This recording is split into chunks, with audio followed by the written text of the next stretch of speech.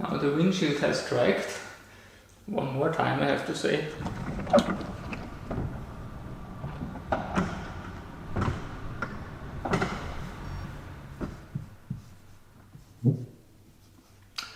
Hello everybody, removing the windshield is the task I've prepared for today's part 83 of this automotive vlog on rebuilding my 2003 Jaguar S-Type 4.2 V8 Sport, so let's get started. Two big cracks here on passenger side require the windshield to come new, and the first step will be taking down the mirror. First, this cover has to come off.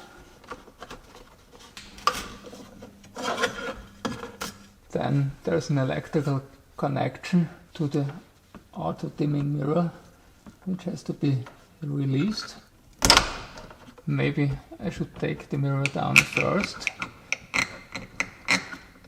Actually, that dropped down by itself already 10 minutes after purchase, when I was driving over a hump at the railway crossing.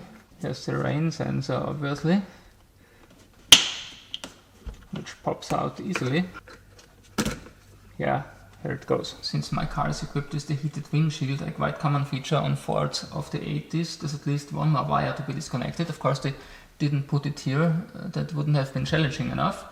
It's hidden somewhere inside the A-pillar, and therefore the manual tells me to detach the A-pillar trim panel. Of course, they don't tell me how this is done, so let's just try to pry this away somehow. It looks good, better sounds good. I have to take care because there's an airbag behind also.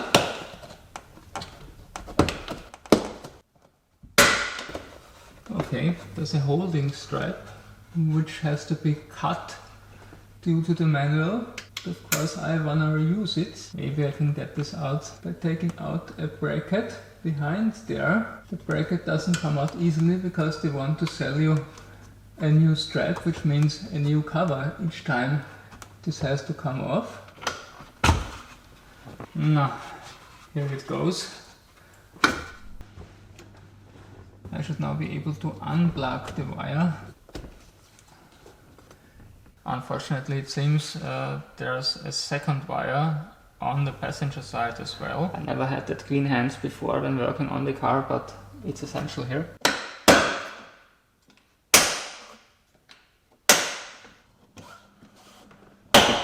Now I see it was my high quality tool which caused the braking noise. Oh, come on. The infamous black metal bracket is exposed again. Yeah, and here it goes. Okay.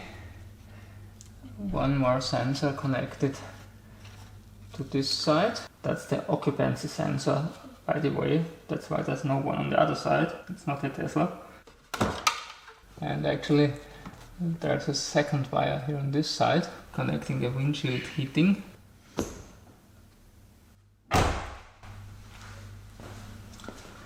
Now up to the fun part. The next step is removing this rubber cover. I did this already on the other side when I was struggling with the windshield washer hose. There it just had to be pulled out. Here also. Up to removing the A-pillar windshield moldings. Again, the manual doesn't show how this is supposed to be done. There's a hard plastic part on the outside and a rubber part on the inside. There's screws underneath the seal. 1, 2, 3, 4 Phillips head screws. I will find a better camera angle for you when doing this work on the other side just in a few minutes. Number 1 is out. Number 2, 3 and 4. And actually the molding comes off quite easily. Up to passenger side. Let's first pull away the seal to expose those screws. And the final one.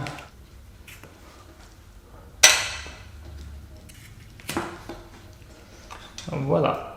The manual doesn't cover the upper molding at all, but of course This must be removed as well. I won't be able to achieve this destruction free. It looks like rubber with an aluminium insert, which is 100% corroded already and cracks immediately.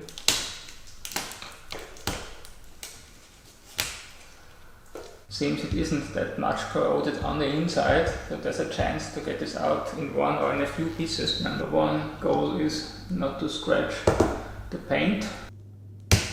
Yeah, and the first scratch occurred. That's no good. So let's do it the other way and just cut the rubber lip. And I guess it's supposed to be that way. My windshield extraction set also comes with handles on the wire, but I first want to give this so-called pull scraper a try. I saw a professional doing it this way. I will link the video below, but now I realize that I'm not a professional. No chance. No chance doing it that way. And even though I tried not to hurt the metal, I'm now through the adhesive, but I guess the wire should have been attached before. So let's try this again with the cutting wire attached to the tip of this handle. Now the windshield has cracked. One more time I have to say. One handle must now be attached on the inside and the second one on the outside.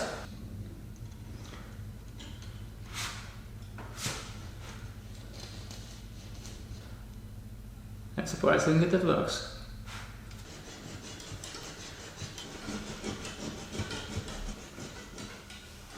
The dashboard just told me to take down the ring and my watch. The wire is now cutting through some metal. I don't know what it is. I think it's better to stop here and work back towards the other side.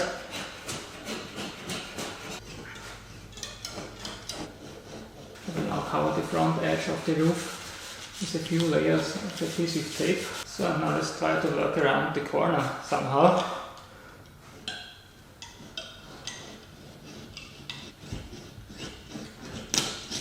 And again there's some metal underneath.